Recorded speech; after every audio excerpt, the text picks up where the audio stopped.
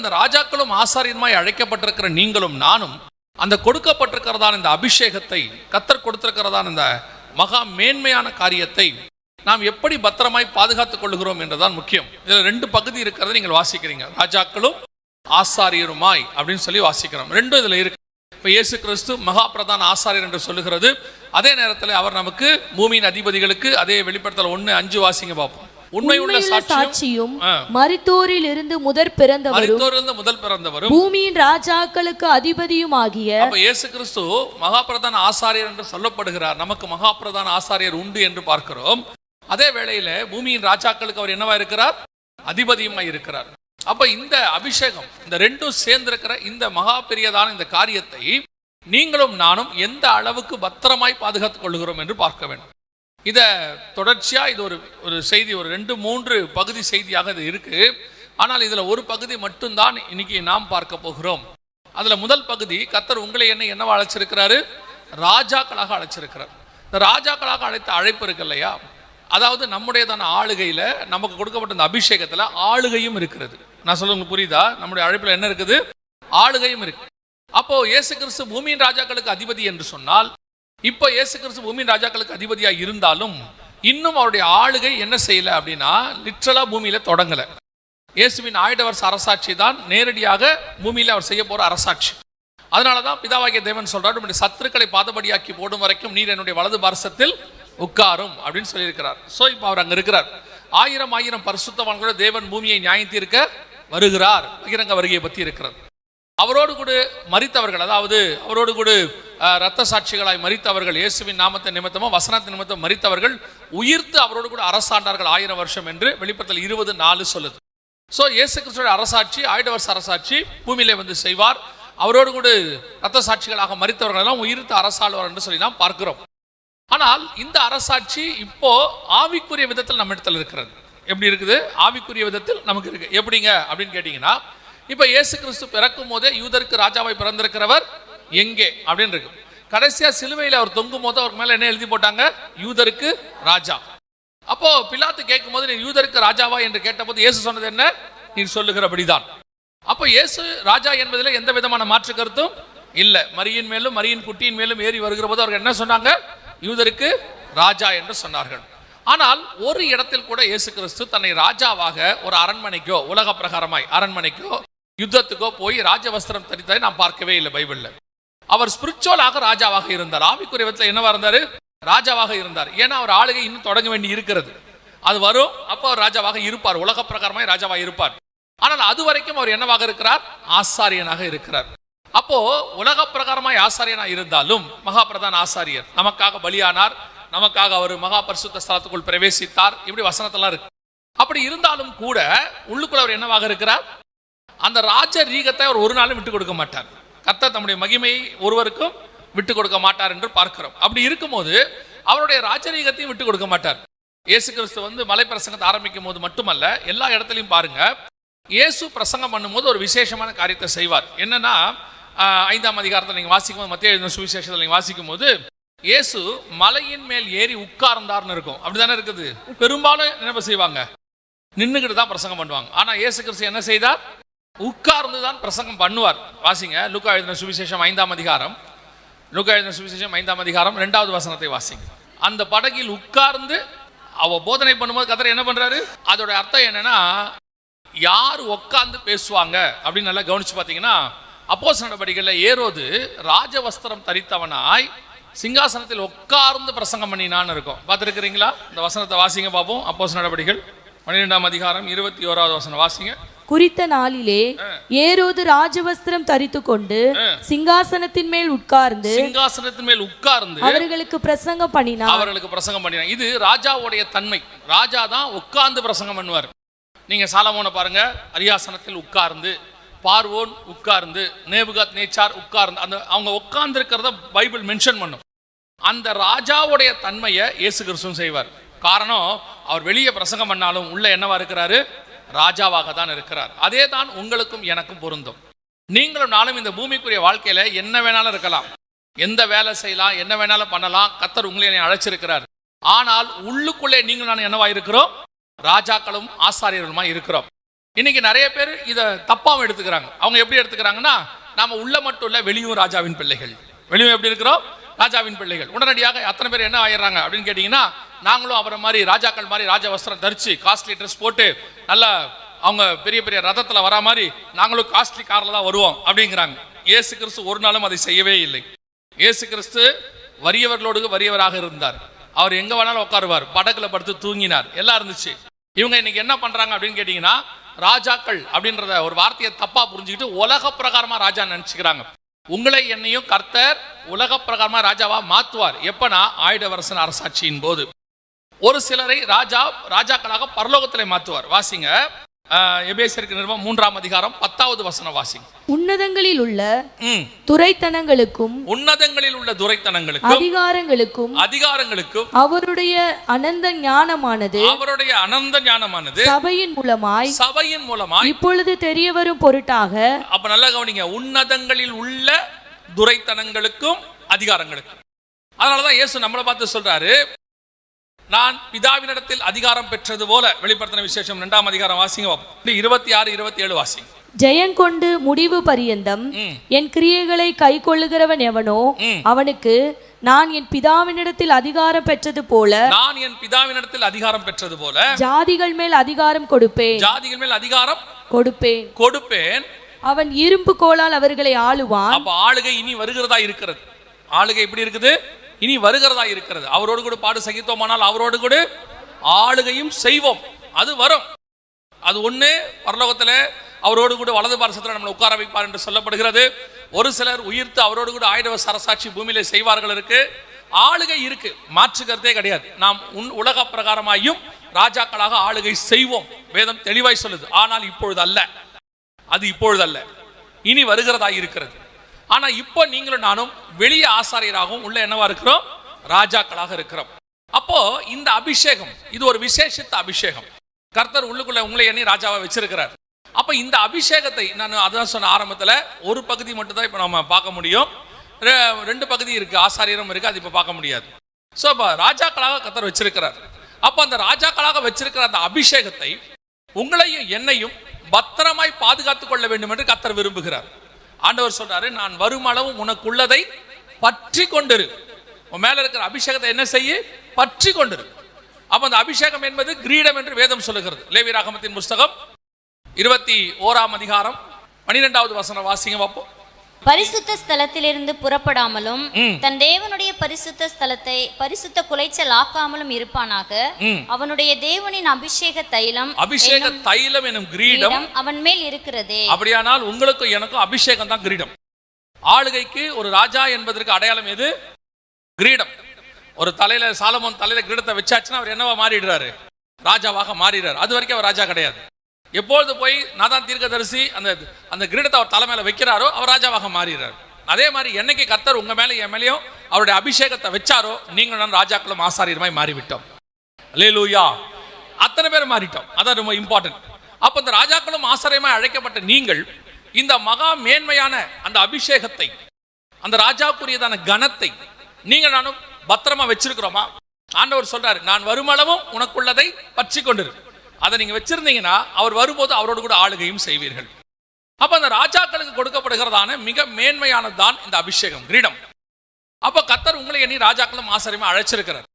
இதை பத்திரமாய் வைக்க வேண்டும் என்று கர்த்தர் விரும்புகிறார். ஆனா நம்ம வச்சிருக்கிறோமா அப்படிங்கிறதா கேள்வி. வாசிங்க 1 சாமுவேல் புஸ்தகம் 15ஆம் அதிகாரம் 23வது வசன வாசிங்க. ரெண்டகம் பண்ணுதல் பில்லிசூனிய பாவத்திற்கும் முரட்டாட்டம் பண்ணுதல் அவபக்திக்கும் விக்கிரக ஆராதனைக்கும் சரியாயிருக்கிறது. நீர் கர்த்தருடைய வார்த்தையை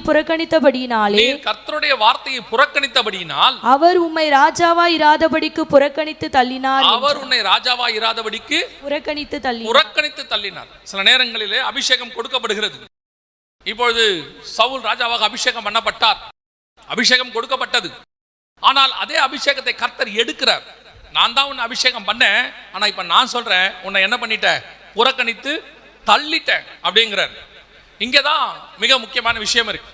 ஒரு சிலர் இந்த கடைசி காலத்துல என்ன சொல்லிட்டு இருக்கிறாங்க அப்படின்னா, நமக்கு இருக்கிறதெல்லாம் நித்திய அபிஷேகம், அந்த அபிஷேகத்தை கர்த்தர் பண்ணிட்டாருன்னா எடுக்க மாட்டாரு ஆமாம் அவ்வளோதான், நீ என்ன பாவம் பண்ணாலும் கர்த்தர் என்ன பண்ண மாட்டாரு, உன்னை விட்டு எடுக்க மாட்டாரு. அதுக்கு பேரு ஒன் சேவ்ட் எவர் சேவ்ட் அப்படின்னு ஆங்கிலத்தில் சொல்லுவாங்க. அது ஒரு உபதேசம் இருக்கு. அந்த உபதேசம் என்ன சொல்லுதுன்னா, இந்த மாதிரி நீ அபிஷேகம் கர்த்தர் உன்னை பண்ணிட்டாருன்னா நரகத்துக்குலாம் விட மாட்டாரு, உன்னை பரலோகத்துக்கு கண்டிப்பா கூட்டு போயிடுவாரு. அப்படி பார்த்தா கர்த்தர் அபிஷேகம் பண்ண நம்மளை எல்லாரை விட மிக முக்கியமா கர்த்தர் அழைச்சது 12 அப்போஸ்தலர்கள். அந்த 12 அப்போஸ்தலர்களை ஒருத்தனை குறித்து வேதம் சொல்லுகிறது, யூதாசை குறித்து வேதம் சொல்லுகிறது, தனக்கு உண்டானவையை இழந்து போன யூதாஸ் காரியத்தை போல. அப்போஸ்தலர் 1ஆம் அதிகாரத்தில் வாசிக்கிறோம். இழந்து போன தேமாவை குறித்து பவுல் சொல்லுகிறார், பிரபஞ்சத்தின் மேல் ஆசை வைத்து என்னை விட்டு தேமா போனான் அப்படின்னு இருக்கு. எத்தனையோ பேரை குறித்து வேதத்தில் வாசிக்கிறோம்.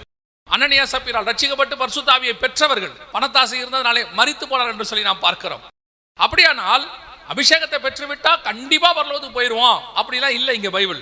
அந்த அபிஷேகத்தை காத்து கொண்டால் தான் கடைசி வரைக்கும் நம்ம பரலோகத்துக்கு போக முடியும். அப்படிதானே இருக்குது. மீட்கப்படும் நாளுக்கு என்று முத்திரையான பரிசுத்த ஆவியை துக்கப்படுத்தாதீர்கள். அவரை துக்கப்படுத்தாம பத்திரமா வச்சுக்கணும். வச்சுக்காத போது அந்த அபிஷேகம் போயிருச்சுன்னா அதுக்கு மாற்றாக கர்த்தர் வேற ஒருத்தரை கொண்டாந்துருவார். அந்த அந்த இடத்துக்கோ அந்த அபிஷேகத்துக்கோ அந்த அழைப்புக்கோ அது வேற யார் கைக்காவது போகும். அதை கர்த்தர் கொடுக்கிறார். வேற என்ன செய்ய முடியும்? இப்போ கர்த்தர் ஒரு மிகப்பெரியதான ஒரு சவுலை பத்தி சொல்லும் போது ஒரு வார்த்தை சொல்லுது, வாசிங்க. 1 சாமுவேல் புத்தகம் 15ஆம் அதிகாரம் 17வது வசனத்தை வாசிங்க. அப்பொழுது சாமுவேல், நீர் உம்முடைய பார்வைக்கு சிறியவராய் இருந்த போது அல்லவோ, நீர் உம்முடைய பார்வைக்கு சிறியவராய் இருந்த போது அல்லவோ இஸ்ரவேல் கோத்திரங்களுக்கு தலைவரானீர். இஸ்ரவேல் கோத்திரத்துக்கு தலைவர். கர்த்தர் எப்ப உன்னை தலைவனாக்குனாரு? உம்முடைய பார்வைக்கு நீர் சிறியவராய் இருந்த போது. எனக்கு அந்த வசனத்தை வாசிச்ச போது கொஞ்சம் ஆச்சரியமா இருந்துச்சு. இந்த வசனத்தை வாசிங்க. 1 சாமுவேல் புத்தகம் 10ஆம் அதிகாரம் 23ஐ வாசிங்கள் பார்ப்போம். 1 சாமுவேல் 10:23 வாசிங்க. அப்பொழுது அவர்கள் ஓடி அங்கே இருந்து அவனை அழைத்து கொண்டு வந்தார்கள். இப்ப ஆண்டவர் சொல்லிட்டார் சாமுவேல்ட்ட, சவுல் தான் ராஜான்ட்டாரு. சாமுவேல் சவுலுகிட்டையும் சொல்லிட்டார், எல்லாம் தெரிஞ்சு போச்சு. ஆனா திடீர்னு பார்த்தா சவுலுக்கு பயம், ஓடி போய் ஒளிஞ்சுக்கிட்டாரு. ஐயோ நான் வரல, இந்த ஊழியத்துக்கு நான் வரல, இந்த அபிஷேகத்துக்கு நான் வரல, இஸ்ரவேலுக்கு நான் ராஜாவா, நான் வரலப்பா அப்படின்னு சொல்லிட்டு போய் ஒதுங்கிட்டார். பல நேரங்களில் கர்த்தருடைய அழைப்பு இருக்கும், அந்த அழைப்பு இருக்கணும்னு தெரியும். கர்த்தர் கூப்பிட்ட உடனே, அதாவது கர்த்தர் ஒரு ஆப்பர்ச்சுனிட்டி தொடங்கின உடனே இல்லை நான் வரல ஐயோ அப்படின்னு சொல்லி பயப்படுற அவங்களுக்கு அந்த ஒரு பயம் இருக்கும், ஒரு தயக்கம் இருக்கும். என்ன காரணம் அப்படின்னு கேட்டீங்கன்னா, அதுக்கு முந்தின வசனம் என்ன வாசிச்சோம்? நீர் உம்முடைய பார்வைக்கு சிறியவராய். ஏன்னா அவனுக்குள்ள காரியம் யாருக்கு தெரியும்? அவனுக்கு தெரியும். நீர் என்னை ராஜாவா மாத்திட்டீரு. அந்த வசனத்தை வாசிங்களா திருப்பி. இதை 10:23. அப்பொழுது அவர்கள் ஓடி அங்கே இருந்து அவனை அழைத்து கொண்டு வந்தார்கள். அவன் ஜனங்கள் நடுவே வந்து நின்றபோது எல்லா ஜனங்களும் அவன் தோளுக்கு கீழா இருக்கத்தக்க அத்தனை பேரும் அவனுக்கு தோளுக்கு கீழா இருந்தாங்க. ஒரு ஆள் தான் ஹைட். அந்த ஊர்லயே அவன் மட்டும்தான் ஹைட். அப்ப யோசிச்சு பாருங்க என்ன ஹைட் இருந்துக்காம பாருங்க. ஆனா வசனம் சொல்லுது, அவன் பார்வைக்கு அவன் சிறியவனாய் இருந்தான். அப்படின்னா என்ன அர்த்தம்? கர்த்தர் உன் மேல ஒரு அபிஷேகத்தை வச்சிருக்கிறாரு. அந்த அபிஷேகம் பெருசு, எல்லாரை பார்க்கல உனக்கு மேலான அபிஷேகத்தை கொடுத்திருக்கிறாரு. ஆனா உன் பார்வைக்கு நீ எப்படி இருக்கிற? சிறியவனா தான் இருக்கிற. உனக்கு ஏன்னா இது நம்ம எல்லாருக்கும் பொருந்தும். நம்ம எல்லார் மேலேயும் ராஜாக்களும் ஆசாரியருமே கர்த்தர் அபிஷேகத்தை வச்சிருக்கிறார். ஒரு பெரிய மகா பெரிய அழைப்பு இருக்கிறது. இந்த அழைப்புல கர்த்தர் நம்மளை நடத்தும் போது நம்ம கிட்ட இருக்கிற பலகீனம், நம்ம கிட்ட இருக்கிற குறை, நம்ம கிட்ட இருக்கிற காரியங்கள் யாருக்கு தெரியும்? நமக்கு தெரியும். நம்மள அவங்க சொல்லுவாங்க ரொம்ப நல்லா இருந்துச்சு பிரதர் அப்படிம்பாங்க. உள்ளுக்குள்ள நாம யாருங்கிறது நமக்கு தெரியும். இது எல்லாருக்கும் பொருந்தும். நம்ம அத்தனை பேருக்கும் தெரியும் நம்ம கிட்ட குறை இருக்குதுன்னு. அதனாலதான் வசனம் சொல்லுது, நீர் உம்முடைய பார்வைக்கு சிறியவராய் இருக்க போதல்லவோ கர்த்தர் உன்னை அபிஷேகம் பண்ணினார் ராஜாவாக. அந்த தேவன் உனக்கே உன் மேல நம்பிக்கை இல்லப்பா, ஓடி ஒளிஞ்சிட்ட, ஐயோ வேணா விட்டுருங்க முடியாதுன்னு சொல்லிட்ட. ஆனால் கர்த்தர் உன்னை நம்பினார், கர்த்தர் உன்னை அபிஷேகித்தார், கர்த்தர் உன்னை அந்த ஊழியத்துக்கு கொண்டு வந்தார், அல்லது அந்த அழைப்புக்கு கொண்டு வந்தார், உன்னை கொண்டு வந்து உட்கார வச்சிருக்கிறார். ஆனால் இந்த இடத்துல வந்த உங்களை பார்த்து தான் கர்த்தர் சொல்றார், ராஜாவாக இராதபடிக்கு புறம்பே தள்ளினார். ஏன் இப்படி ஒரு அழைப்பு பெற்றவனுக்கு இப்படி ஒரு நிலைமை? ஏன் இப்படி ஒரு கர்த்தர் வச்ச மேன்மைக்கு இப்படி ஒரு நிலைமை அப்படின்னு கேட்டீங்கன்னா, அதை தள்ளுவதற்கு கர்த்தர் ஒரு காரணத்தையும் சொல்றாரு. வாசிங்க 1 சாமுவேலின் புத்தகம் 15ஆம் அதிகாரம் 23வது வசனம் வாசிங்க. ரெண்டகம் பண்ணுதல் பில்லிசூனிய பாவத்திற்கும் முரட்டாட்டம் பண்ணுதல் அவபக்திக்கும் விக்கிரக ஆராதனைக்கும் சரியா இருக்கிறது. இப்ப தள்ளுறதுக்கு என்ன காரணம்னு அவர் சொல்றாரு. தள்ளுறதுக்கு என்ன காரணம்? ரெண்டகம் பண்ணுதல், முரட்டாட்டம் பண்ணுதல். இது ரெண்டும் யாருக்கிட்ட இருந்துச்சு? சவுலுகிட்ட காணப்பட்டுச்சு. இப்போ சவுலுக்கிட்ட அப்படி என்னங்க ரெண்டகம் பண்றது இருந்துச்சு, முரட்டாட்டம் இருந்துச்சு அப்படின்னு பாத்தீங்கன்னா, அங்க ஒரு சம்பவம் இருக்கு. அந்த சம்பவத்துல அமலேக்கருடைய ஆடு மாடு அவர் என்ன பண்ணிடுறாரு, கொல்லாம விட்டுறாரு. அமலேக்க ராஜா விட்டுறாரு. விட்ட பிறகு ஆண்டு சாமுவேல் வராரு. இவர் சொல்றாரு எல்லாத்தையும் முடிச்சுட்டேன்றாரு சவுலு. அப்போ கர்த்தர் சாமுவேல் சொல்றாரு, ஆடு மாடு சத்தம் கேட்குது, அது என்ன அப்படின்னு கேட்கிறாரு. இப்போதான் சவுல் ஒரு தப்பு பண்றாரு. இந்த தப்பு தான் பெரிய தப்பு. என்ன அப்படின்னு கேட்டீங்கன்னா, அமலேக்க ராஜாவை விட்டதை சவுல் கொண்டு சாமுவேல் ராஜாவை கொன்னுறாரு. அந்த பிரச்சனை அங்க சால்வ் ஆயிடும், அது பிரச்சனை இல்லை. ஆனா சவுல் பண்ண ஒரு மிக முக்கியமான விஷயம் என்ன அப்படின்னு கேட்டீங்கன்னு சொன்னா, ஃபர்ஸ்ட் ரெண்டகம் பண்ணுதல். நல்லா கவனிங்க. ஆடு மாடை பிடிச்சிட்டு வந்துட்டாங்க, அது நல்ல கொழு கொழுன்னு இருக்கு, அதை இவங்க வச்சுக்கிட்டாங்க. நல்லா இருக்குது, இதை ஏன் போய் வெட்டணும், கர்த்தர் எல்லாத்தையும் வெட்டி போட சொல்லிட்டாரு, இதை எதுக்கு வெட்டணும் அப்படின்ட்டு வச்சுக்கிட்டாங்க. இப்போ சாமுவேல் வந்து கேட்கிறாரு, கர்த்தர் சாமுவேல் மூலமா கேட்கிறாரு, இந்த ஆடு மாடெல்லாம் நிக்குது, அதில் என்ன சவுண்ட் என் காதில் கேட்குதுன்னு. அதுக்கு சவுல் என்ன சொல்லியிருக்கணும், நாங்கள் பிடிச்சிட்டு வந்தோம், அது நல்லா இருந்துச்சு, கொழுமையானவங்களை வச்சுக்கிட்டோம் அப்படின்னு தான் சொல்லணும். ஏன்னா முன்னாடி அப்படிதான் இருக்கு. ஆனா இவர் சொன்ன வார்த்தை என்னன்னா, உம்முடைய ஜனங்களோ, யாரை போட்டு கொடுக்குறாரு, ஜனங்களை ஆண்டவர்கிட்ட போட்டு கொடுக்குறாரு. ரெண்டகம் பண்ணுதல்னா அந்த இடத்துல என்ன ரெண்டகம் பண்ணால் சவுலுன்னா, தாம் மேல இருக்கிற குற்றத்தை ஒற்றுக்கொள்ளாதது, அதுக்கு பதிலாக இன்னொரு ஆளை போட்டு கொடுத்தல். உன் மேல பிரச்சனை இருக்குன்னு சொன்ன உடனே, ஐயோ இவங்க தான் அந்த தப்பு பண்ணாங்க, இந்த தப்ப சொல்ற ஆளை, இந்த மாதிரி சொல்ற ஆளை எல்லாம் நல்லா கவனிச்சு பாருங்க, பைபிள்ல இருக்க மாட்டான். கர்த்தர் அவனை புறமே தள்ளிடுவார். அது யார் வேணா இருக்கலாம். இப்போ ஆதாம கூப்பிட்டு கேட்டார், பழம் சாப்பிட்டியா, நீர் கொடுத்த ஸ்திரீயானவள். இப்போ ஆதாம் தோட்டத்தை விட்டு வெளியே போனோம். ஏவாள்கிட்ட கேட்டாரு, நீ இப்படி செய்தது என்ன, சர்ப்பம் என்னை வஞ்சித்தது, நீயும் வெளியே போலாம்.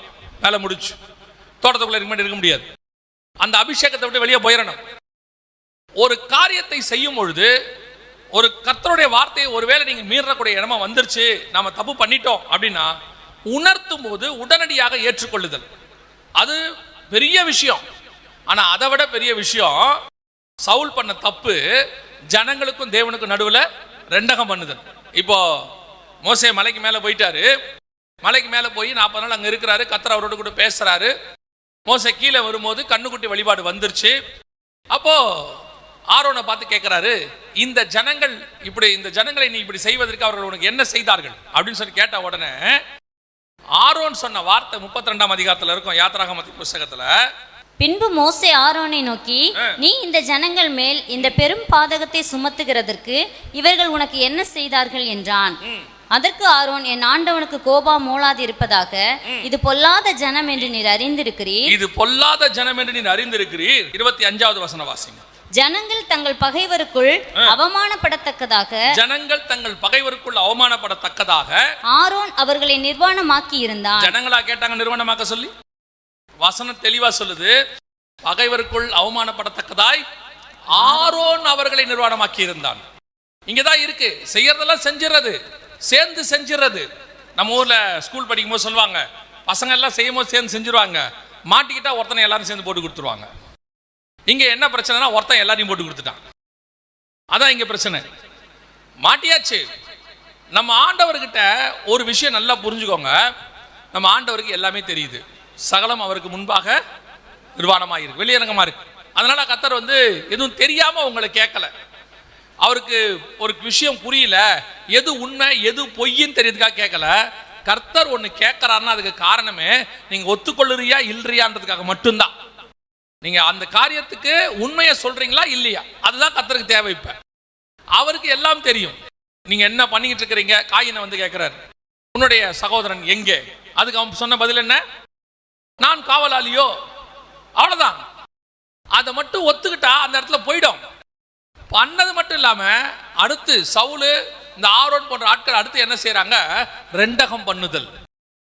அடுத்து அந்த வசனத்துல என்ன இருக்குது, 1 சாமுவேல் 15:23 என்ன இருக்குது, பில்லி சூனிய பாவத்திற்கும் முரட்டாட்டம் பண்ணுதல் அவபக்திக்கும் விக்கிரக ஆராதனைக்கும் சரியா இருக்கிறது. இங்க இவர் என்ன முரட்டாட்டம் பண்ணாரு, இவங்க என்ன முரட்டாட்டம் பண்ணாரு அப்படின்னு கேட்டீங்கன்னா, இது இன்னைக்கு நேத்து ஆரம்பிச்ச பிரச்சனை இல்ல. சவுலுக்கு இது இன்னைக்கு நேத்து ஆரம்பிச்ச பிரச்சனை இல்ல. வாசிங்க 1 சாமுவேல் 13ஆம் அதிகாரம் 13-14 வாசிங்க. சாமுவேல் சவுலை பார்த்து புத்தியீனமாய் செய்தி உம்முடைய தேவனாகிய கர்த்தர் உமக்கு விதித்த கட்டளைகளை கைக்கொள்ளாமற் போனீர் மற்றபடி கர்த்தர் இஸ்ரவேலின் மேல் உம்முடைய ராஜ்யபாரத்தை என்றைக்கும் ஸ்திரப்படுத்துவார் இப்போதோ உம்முடைய ராஜ்யபாரம் நிலை நிற்காது கர்த்தர் தம்முடைய இருதயத்திற்கு ஏற்ற ஒரு மனுஷனை தமக்கு தேடி அவனை கர்த்தர் தம்முடைய ஜனங்கள் மேல் தலைவனாய் இருக்க கட்டளையிட்டார். நல்லா கவனிச்சீங்கன்னா இவர் இப்படி சொன்ன உடனே சவுல் ஜனங்களுக்காக தான் அந்த இடத்துல வந்து பார்ப்பான். ஜனங்கள்லாம் என்ன பார்க்கறாங்க, தப்பா நினைச்சிடறாங்கன்னு சொல்லி உடனே போய் சாமுவேல் கிட்ட சொல்லுவான், என் கூட வா, நீ என் கூட வந்தினா போதும் அப்படின்னு. உடனே சாமுவேல் திரும்பி சவுலோடு கூட போனான்னு முடியும். அங்க அப்படிதானே இருக்குது. சாமுவேல் என்ன செஞ்சாரு, சவுல் கூட போனார். இப்போ அப்படிதான் இந்த இடத்துலயும் அப்படிதான். சவுலுடைய பிரச்சனை என்னன்னா, கர்த்தர் ஒரு காரியத்தை உணர்த்துறாரு, ஒரு பிரச்சனை வருது, கர்த்தர் உணர்த்தின உடனே இவர் என்ன பண்றாரோ தற்காலிகமா அந்த இடத்துல அந்த பிரச்சனையை சால்வ் பண்ணணும். உடனே என்ன மன்னிச்சிருங்க ஆண்டவரே, நான் பாவம் செய்தேன். 2 தடவையும் சொல்லுவான், நான் பாவம் செய்தேன். ஆனா அவங்க கிட்ட மாற்றமே இருக்காது. அவங்ககிட்ட என்ன இருக்காது, எந்த சேஞ்சஸும் இருக்காது. இப்ப கர்த்தர் கேட்கிறாரு, நீ வந்து சொன்ன உடனே ஒரு மனம் திரும்புதல். சில ஆட்கள்லாம் பாருங்க, ஏதாவது சொன்ன உடனே சரின்றோம். ஆண்டவரே ஒரு ஓமையில் அழகா சொல்வாரு. 2 பேர் இருந்தாங்க, ஒருத்தன் போக மாட்டேன்னு சொல்லிட்டு போயிட்டான், இன்னொருத்தன் போறேன்னு சொல்லிட்டு போல. இதுல எவன் பெரியவன் கேட்பாரு. அதே மாதிரி தான் இன்னைக்கு நம்மகிட்ட இருக்கும். சிலர்லாம் சொன்ன உடனே ஐயோ ஆமா சூத்திரம் பிரைஸ் தி லார்ட் அப்படிமா, ஒரு மாற்றமும் இருக்காது, ஒன்னும் சேஞ்சஸ் இருக்காது. ஆனா ஒரு சிலர் அவன் சொன்ன உடனே கேட்கவும் செய்வான், மாற்றமும் இருக்கும். அதைத்தான் கர்த்தர் எக்ஸ்பெக்ட் பண்றாரு. அங்க ஆரம்பிச்ச முரட்டாட்டம் சவுலுக்கு, ஐயோ ஜனங்க பாக்குறாங்க, ஜனங்க பண்றாங்க, இப்படி ஆரம்பிச்சு அடுத்து எங்க வரைக்கும் வந்துருச்சுன்னா, கர்த்தர் ராஜாவா இராதபடிக்கு தள்ளினார். அந்த இடத்துல ஆண்டவர் என்ன சொல்றாரு, ஒரு ராஜ்யபாரம் ஸ்திரப்படும். 2 காரியம் அடுத்தடுத்து சொல்லுவார். அது 13ஆம் அதிகாரத்துல 13-14 வாசிங்க. சாமுவேல் சவுலை பார்த்து புத்தியீனமாய் செய்தி உம்முடைய தேவனாகிய கர்த்தர் உமக்கு விதித்த கட்டளையை கைக்கொள்ளாமற் போனீர் மற்றபடி கர்த்தர் இஸ்ரவேலின் மேல் உம்முடைய ராஜ்யபாரத்தை என்றைக்கும் ஸ்திரப்படுத்துவார் இப்போதோ உம்முடைய ராஜ்யபாரம் நிலை நிற்காது. இந்த ரெண்டுத்துக்கு என்ன டிஃபரன்ஸ்? 2 முரண்பாடு மாதிரி இருக்கு பாருங்களேன். ஸ்திரப்படுத்துவார், நிலை நிற்காது, ஆப்போசிட்டா இருக்கு. அவருடைய அர்த்தம் என்னன்னா, கர்த்தர் உன் ராஜ்யபாரத்தை ஸ்திரப்படுத்திடுவார். நீ 40 வருஷம் என்ன பண்ணிடுவ, அரசாண்டுருவ. ஆனா உன் ராஜ்யபாரம் என்றென்றைக்கும் நிற்காது, அவ்வளவுதான், போயிடும். உன் அளவுல உன்னை காப்பாற்றி விட்டுருவார். நீ 40 வருஷம் ராஜாவா இருந்துருவ. ஆனால் இப்பொழுது உன் ராஜ்யபாரம் நிலை நிற்காது. தொடர்ந்து வாசிங்க. கர்த்தர் தம்முடைய இருதயத்திற்கு ஏற்ற ஒரு மனுஷனை தமக்கு தேடி அவனை கர்த்தர் தம்முடைய ஜனங்கள் மேல் தலைவனாய் இருக்க கட்டளையிட்டார். முடிச்சிட்டார். அப்படின்னா என்ன அர்த்தம்? நீ இருக்கிற வரைக்கும் இருந்துக்கலாம்பா, இனிமேட்டு உன் ராஜ்யபாரம் உனக்கு அப்புறம் அவங்ககிட்ட போகாதுன்னு அர்த்தம். அப்படியே அர்த்தம் என்ன? உன் அபிஷேகம் அடுத்த தலைமுறைக்கு போகாதுன்னு அர்த்தம். உனக்கு கொடுக்கப்பட்ட ஆசீர்வாதம் அடுத்த தலைமுறைக்கு போகாது. உன் அளவுக்கு. இப்போ இதுல ஒரு சிலர் யாராவது நினைச்சீங்கன்னா சொல்றேன், ஒரு சிலர் நினைப்பீங்க, அப்ப என் அளவுக்கு இருந்தா ஓகே தானா? சரி, நம்ம இருக்கிற வரைக்கும் இருக்கு. நீங்க தான் எசேக்கியா ராஜாவுடைய ஆவி உடையவர். எசேக்கியா ராஜாவுடைய ஆவி எப்படிப்பட்டதுன்னா, என் காலத்தில் நடைபெறாமல் இருந்தால் சரி, என் பசங்க காலத்துல அது நடந்துட்டு போட்டோம், அது பிரச்சனை இல்லை, யார் எக்கேடு கேட்டா எனக்கு என்ன. ஆனால் இங்க என்ன இருக்குது, உன்னுடைய ராஜ்யபாரம் இருக்கும், ஆனா அது அடுத்த தலைமுறைக்கு போகாது, அது வேற ஒருத்தங்கிட்ட போயிடும்ட்டாரு கர்த்தர். இப்போ எகு கிட்ட சொல்வாரு, ராஜ்யபாரம் நீ வந்து நல்லதான் பண்ண, ஆனா உன் ராஜ்யபாரம் ஒரு 3 தலைமுறைக்கு இருக்கும், அதுக்கு மேல என்ன செய்யாது, 4 தலைமுறைக்கு 3-4 தலைமுறைக்கு மேல இருக்காது. அதை பத்தி எகு கவலைப்பட்டானா? எகு கவலைப்படவே இல்லை. சரி, ஏதோ ஒரு 3-4 தலைமுறைக்கு இருக்குது, சோத்திரம் இல்ல. எப்படி இருக்கணும் தெரியுமா? என் மேல் உண்ட அபிஷேகம் கர்த்தர் வருமளவும் என் மேல் இருக்கணும்.